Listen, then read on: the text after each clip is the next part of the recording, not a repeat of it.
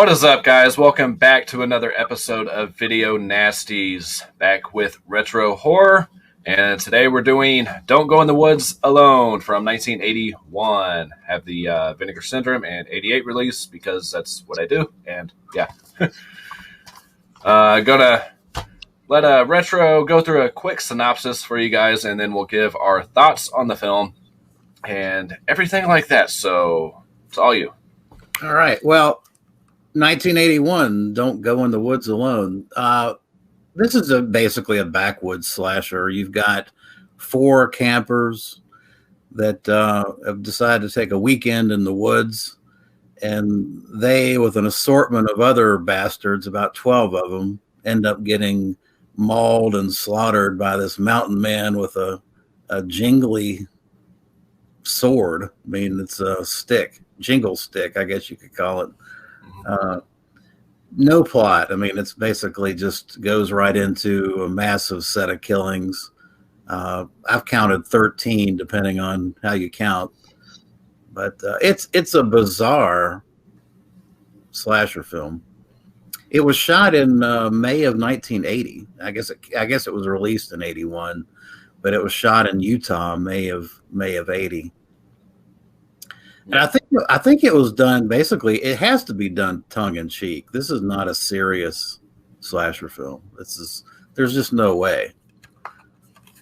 Yeah, if you watch the making of thing, you get some information from the director that it's his version of some kind of comedy. Like, he wasn't trying to be serious when he made this movie, but yeah. And there was from a production standpoint, some of the people that were involved wrote the script and I guess put the money in, wanted this to be a serious slasher film, because on the Vinegar Syndrome release that I've got, you can actually look at the script. It's like a 30-page script, and it looks like a serious story, like they're a serious backwoods slasher. But the director clearly, and even in the hour documentary, talks about basically he did this tongue in cheek. He wanted to just do it with a sense of humor. In fact, that closing song that they did was so bad, but so good. It was so good, so bad that he just left that song at the end of it, which just, there's that and the organ music. There's so much in here that just, it can't be serious. It can't be taken serious. It's almost like Trauma. I think, and if there was an analogy I'd make, it's kind of Trauma-esque. Yeah, definitely. I know it does have a little bit of conversation behind the scenes with the guy who did the music for the movie and everything too, like you were talking about with that end song. And I guess he is real proud of the music for this movie. And I don't know why, because the music really takes you out of, it being a serious movie. It's just so misplaced, in my opinion. The sound effects and, I mean, the acting, the dialogue is just horrendous, like the worst acting I've ever seen in a movie. But I guess that was his intention. So, well, nobody in the film, and I think the lead guy playing Peter even said, "Look, I'm not an actor." I mean, so you got cast and crew, you got crew members that are basically fodder for the killer in this thing. But there are some, this one is a classic example of it's so bad it's good. But even with that bad is good kind of mindset, I still can only give this like a 4 out of 10. It's just not good, but it is entertaining. It has some entertainment value because it's so over the top ridiculous. Yeah, and even other people were mentioning in the Vinegar Syndrome group on Facebook that, and I'm glad I wasn't alone in this, like some of the kills, you don't even know what happened. Like they just happen, and they happen so fast that you don't even know what you just saw. It was just like, well, it's sloppy editing. It's terrible.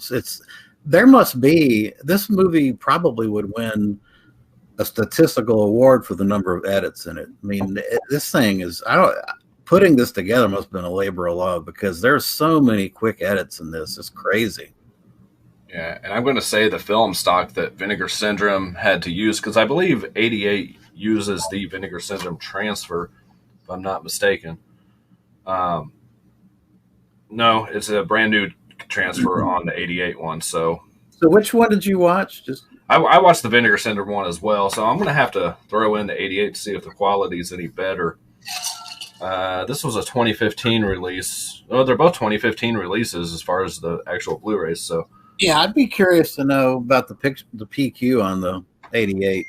yeah, because it wasn't very good even with all the restorations. So they had to have filmed this thing on some really crappy film stock. I mean, Oh, well, they spent $400 on the film stock. That tells you, right? you I know. believe it's 16 millimeter, wasn't it? Yeah, so you get what you pay for sometimes. But it's amazing the quality of the restoration on this. It's Oh yeah. unbelievable. I mean, this is my first time watching it. I can't imagine watching this on like VHS. I mean, it'd be unwatchable.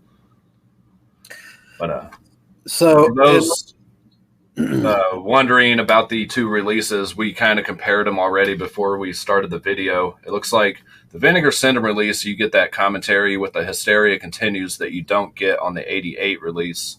The '88 release does include a talk show appearance that you don't get on the Vinegar Syndrome release. So if you're a real big fan of this movie, then I guess pick both of them up. Or if you collect both labels like I do, then, but not much else in the way of features being on one more than the other. So yeah, yeah. There's an hour long making of on both of these, and on this one, they've got a DVD coming out party. Yeah. Where this puppet interviews the cast and crew for like 30 minutes. It's pretty silly. I watched about 5 minutes of that and I couldn't take anymore.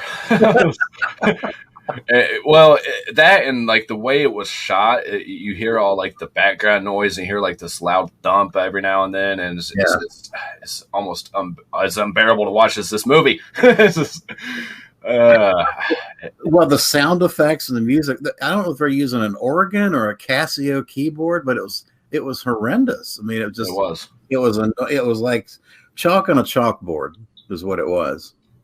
And you got the woman like just yelling around, Dale. Oh, now I have to admit, now there's zero character development in this. There's zero plot in this, right? All they're doing is inserting these characters for the killer, to get. But I have to admit, I kind of like Dale with his red. Was that rose beret? And he had a beret on. Yeah. It was rose or pink colored beret. I couldn't wait to see him get killed. I thought that was great. I think my favorite kill in this was, I mean, obviously there's going to be spoilers, guys, if you're still watching after, is the guy in the wheelchair, because it's in there for no reason, for one. Yeah. Well, everybody out of nowhere.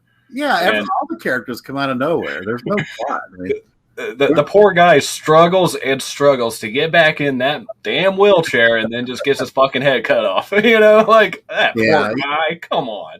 Well, and you have to admit now, the hippie Volkswagen van. Come on, that was pretty funny. That was, and then they push the mountain man pushes the hippie van down the hill.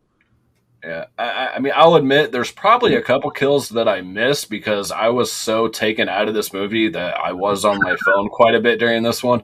Yeah, and that's pretty rare that I do that, but oh my God. I will say it never got boring, though. I mean, there was always something happening, but. Well, actually, now that you say that, the third act kind of grinds to a halt, because what happens is the sheriff.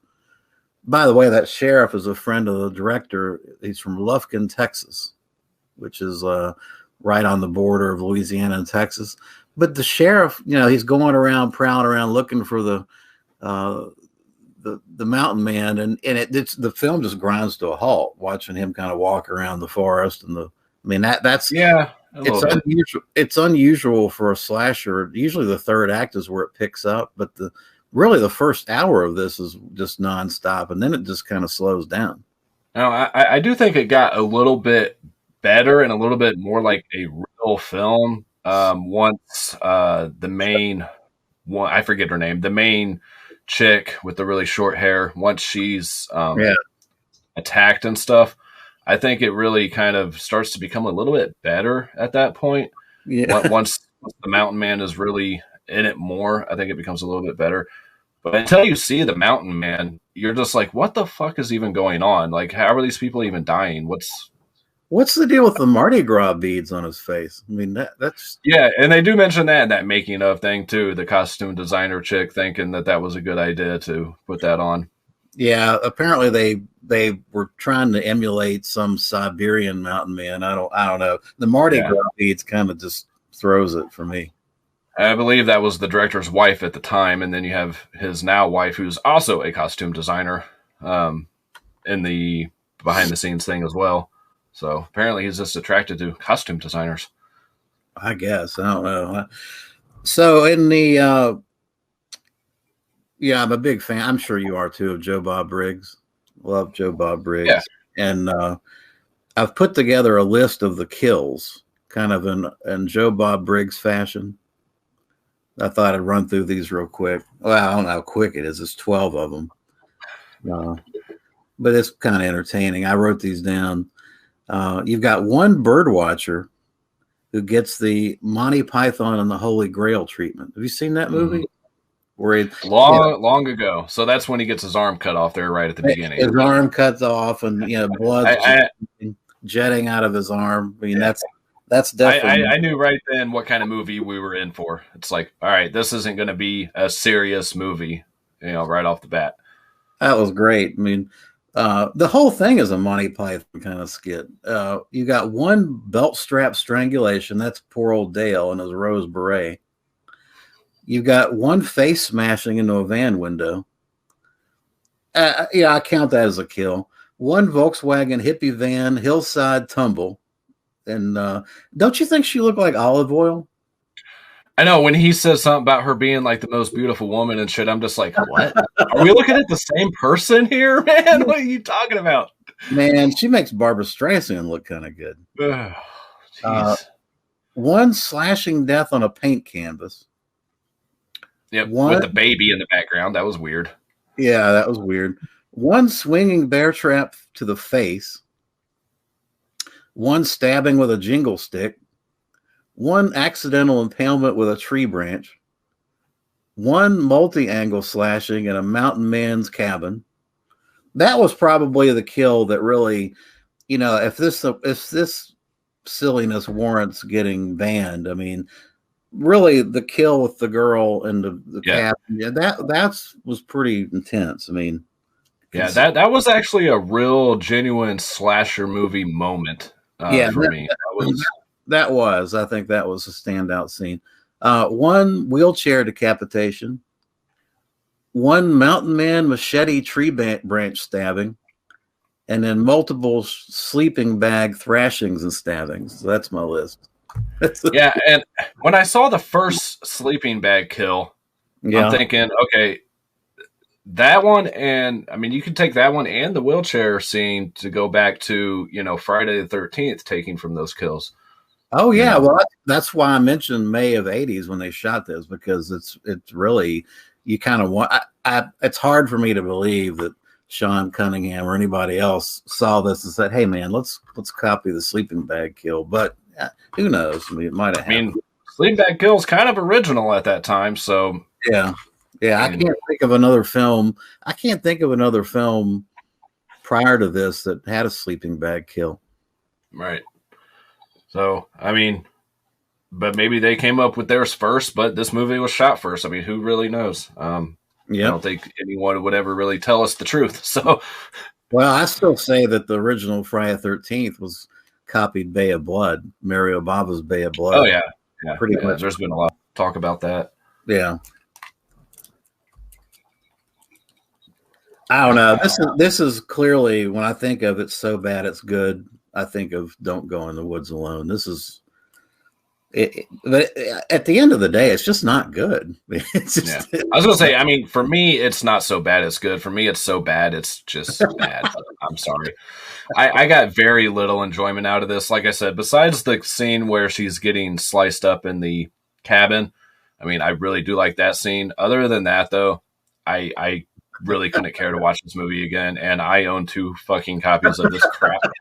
And, I mean, I'll keep it in the collection for further things in case we need it for something down the road. But I don't know. It's just amazing, though. You can make a movie for a few $100 back then, and it still holds some kind of value and some kind of place in somebody's heart today. That is truly amazing, though.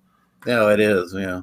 Well, as far as the gap in my '88 film slasher collection, this one is a gap. I don't have this one because I got the Vinegar Syndrome. I'm fine with it. I'm fine. You know what? Yeah, there's a number of sequence problem. I think. What is that? There's no booklet either, so I mean that takes away. Is that number 3? It is number 3. Yes. Yeah, that's okay. I'll live. I love the artwork for this movie, though. They did a good job, advertising for it. But, yeah. They're talking about a sequel, like a modern day sequel to this thing. I mean, there's one that the director did that sounds kind of similar to this. If you look up the director, he did a movie in, I think, 2016. Yeah, called Jungle Trap. So it's kind of seems like along the same lines, but they're in the jungle. Yeah. Or something. But yeah, in the features they talk about it, Don't Go in the Woods 2 or something. But well, the director was doing, I don't know if it's softcore or hardcore porn, but a lot of his titles as director looked like porn titles to me. He also did the other Vinegar Syndrome title, Hell Riders, the VSA release. So I'm definitely looking forward to watching that one. Granted, it is a few years later. It was in 1984 that he did that. So yeah, James Bryan. He did quite a bit of softcore porn, it looks like. And the other Vinegar Syndrome title, The Executioner Part 2, which is highly sought out for Vinegar Syndrome collectors, completionists for the Blu-ray of that. I had fun with it. It's probably been, well, it's not probably. I mean, the last time I watched this was when the release came out, the year it came out. So, revisiting it, and I even tortured myself with the commentaries. I didn't do all 3. I did the director, and I listened to Hysteria Continues. But yeah, I mean, it was. I can go another 5 years without pulling it out again. I know that. Yeah, I'm sure the Hysteria Continues commentary made this one a little bit better. Yeah. I don't know that I could sit through it again, though, right afterwards. I wonder if I can, I didn't get this. Of course, this was re-released by Vinegar Syndrome with the slip. I wonder if I can just buy the slip. I don't know if the slip's available now, or if that's just a Black Friday thing when they do that. I don't know. I was just on their website because I ordered that, pre-ordered that Forgotten Giallo 3.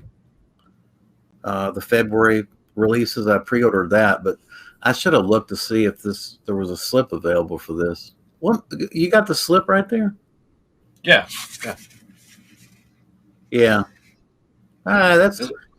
a nice slip cover. Yeah. I've got a few Vinegar Syndromes, including this one I don't have a slip for. Anyway, that kind of bugs me.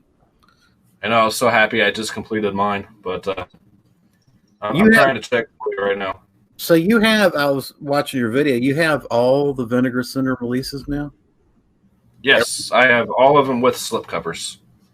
Well, I mean, all the slipcover editions. I don't have every Vinegar Syndrome release. I have every slipcover edition with the slip. Okay. I still have a bunch of like adult titles and shit to get. But the limited edition slipcover is sold out. Okay. Well, oh well.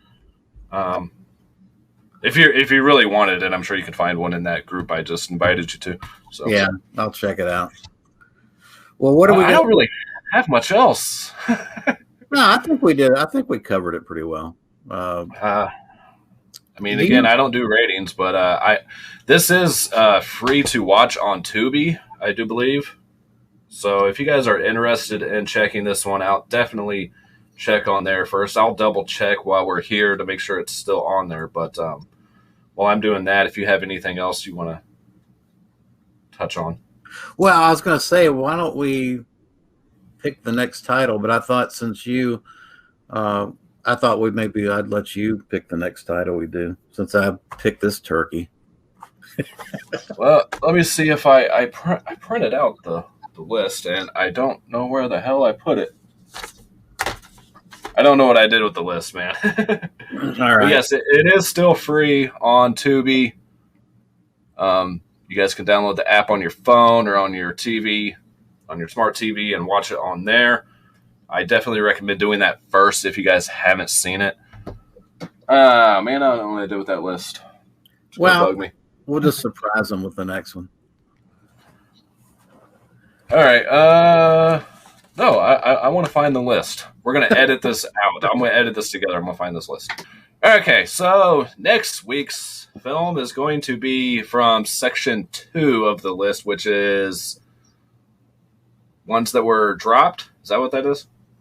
They were, yeah, they were banned, but they weren't prosecuted. Basically, they were dropped from prosecution. There we go. So we're gonna be doing Kill or None. So if anyone has this and you want to watch it before we do our thoughts and review on it, then awesome. And leave a comment on the video. And leave a comment on this video if you guys have seen Don't Go in the Woods. By the way, before we go here, there's a section 3. Oh, was there? I'm putting together the list. Yeah, it's another 80 films. Section 3. Section 3 was video nasties that were, well, they were banned too. They weren't prosecuted. They were never prosecuted. But whenever they went in to confiscate titles and they found these titles, the cops could just confiscate them as well. Like Texas Chainsaw Massacre comes to mind. That's one that, for whatever reason, never made the list. But it's a section 3. So there's 80 more films in section 3. Geez. I think we're good with the 2 sections. Yeah. And, I'll probably be dead in my grave. We'll still be doing this. Between doing this and finishing our decades of horror movies, I mean, I think we're good there. So yeah, the plate's pretty full. You're right. But tune in this Thursday night, guys, around 8 o'clock Eastern Standard Time for 1984 horror films. And we should have a couple of other guests with us, too, or at least one other guest. We'll see how it plays out. And, yeah, I guess that's it. Again, check it out on Tubi if you guys are on the fence on this one, unless you're a completionist. So that's my opinion. I say, rent it kind of first, stream it first. 3.8 on IMDb. That's a little high. Yeah, I gave it a 4, but really the 4 is entertainment value 4. It's a 2 or 3 as far as technical, but it's just not good. But entertainment value, I have to give it a 4. Hell, I give it a 4 just because of Dale with his red beret. Man, you got the balls to wear that, then that's yeah. I will say some of the kills were pretty decent. I will say that. I mean, there's some really bad ones too, but some of them were pretty decent. I mean, the blood looks like paint a lot of times, but they use barbecue sauce. Did you hear that? They use I heard that in the interview there, behind the scenes. Yep. Yeah. So, all right, guys, I think that's going to do it. Thank you for watching. I hope you guys are enjoying this series, and we'll catch you guys next time. Thanks. Later.